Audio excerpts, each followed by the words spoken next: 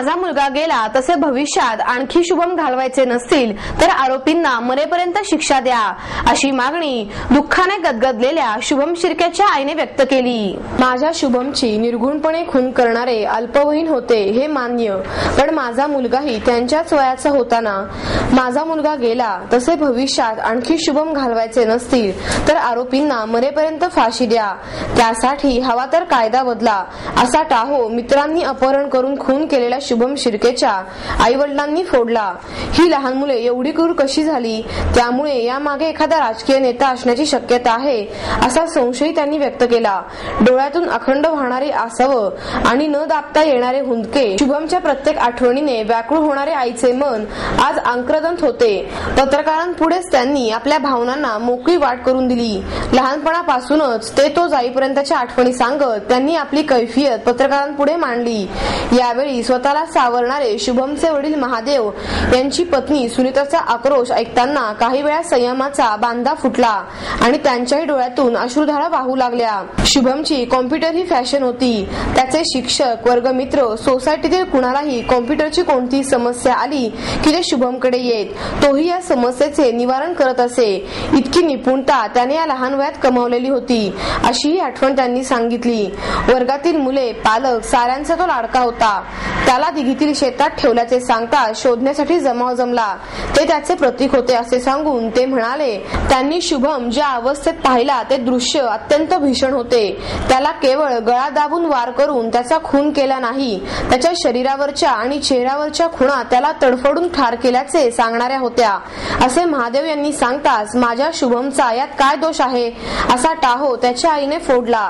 हे त्याचे मित्र नाहीत, या मुलांना आम्ही कधी पाहिलेले नाही, त्याचे सर्व मित्र आम्हाला माहित आहेत। आमच्या न्याय व्यवस्थेवर पूर्ण विश्वास आहे। आरोपी अल्पवयीन आहेत म्हणून त्यांच्यावर दयामाया दाखवण्याचे कोणतेही कारण नाही। 18 वर्षाखालील आरोपी असल्याने त्यांना सोडू नका, ते बाहेर आले तर त्यातून ते आणखी निर्ढावलेले असतील। माझ्या दुसऱ्या मुलालाही त्यांनी असेच नेले तर मी कुणाचे तोंड बघू, अशी भीतीही सुनीता यांनी व्यक्त केली। वाटले तर त्यासाठी कायदा बदला, त्याच्या तपासात राजकीय हस्तक्षेप होण्याची शक्यता आहे, तो होऊ नये म्हणून गृहमंत्री आर पाटील यांना भेटून निवेदन देणार आहेत, असे त्यांनी यावेळी सांगितले। गुन्हेगारांनी आमच्याकडनं रक्कम घेतल्यानंतरही आम्हाला आमच्या मुलाची बोलू दिलं नाही आणि तो कुठे तो आहे नाही याची काही खात्री दिली नाही। फक्त आम्हाला एवढं सांगण्यात आलं की तुम्ही घरी गेल्यावर तुमचा मुलगा तुम्हाला मिळेल। आम्ही रक्कम दिल्यानंतर 2 तासानंतर सुद्धा जेव्हा शुभम घरी आला नाही तेव्हा आम्ही पोलीस यंत्रणा ताबडतोब कळवले आणि त्यानंतर पोलिसांनी जी त्यांची यंत्रणा राबवली ती खरोखरीच कौतुकास्पद आहे। 8 तासात त्यांनी 3 गुन्हेगाराला ताब्यात घेऊन आमच्या मुलाचे शेवटच्या हातात दिले।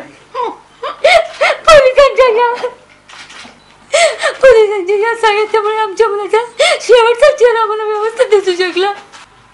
आमचा मुलगा ज्या प्रकारे तडपलाय, ज्या प्रकारे शेवटच्या क्षणी आई वडील दिसले नाही, त्याला पाणी प्यायला मिळालं नाही, तो मम्मी करताना प्राण सोडले, त्याला फाशी दिली या लोकांनी, त्याच प्रकारे त्यांनाही फाशी झाली पाहिजे।